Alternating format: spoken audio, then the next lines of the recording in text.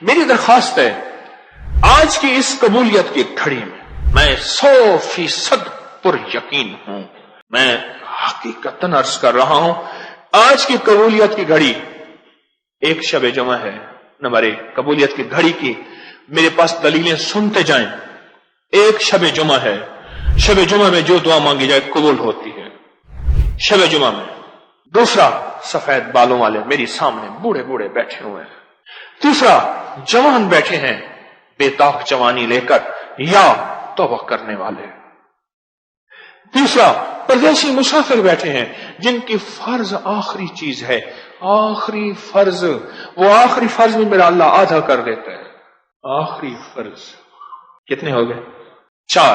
और 5वां, परदेशियों का मजमा, लेकिन वो मैं कह चुका हूं, मुन के साथ मुस्तर का मजमा, बेचैन लोगों का मजमा, बेकरार लोगों का मजमा, जब हाथ उठाते हैं और उनके दिल का रुआ रुआ कपकपाता है और अर्श से फैसले करवा देते हैं।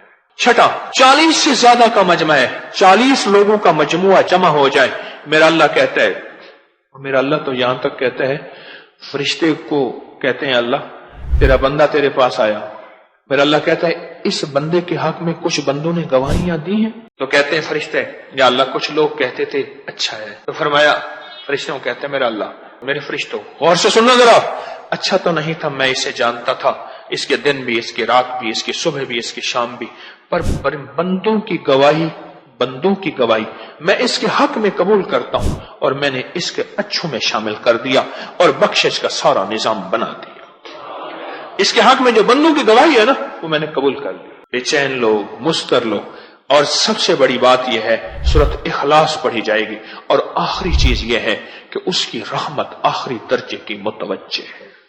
इस वीडियो को लाइक और शेयर करें, अब करें यूट्यूब चैनल को सब्सक्राइब करें और रोजाना ज्यादा से ज्यादा सब्सक्राइब करवाएं। आप दूसरों के लिए सदका जारिया बनेंगे, अल्लाह पहले आपके दुख टालेगा।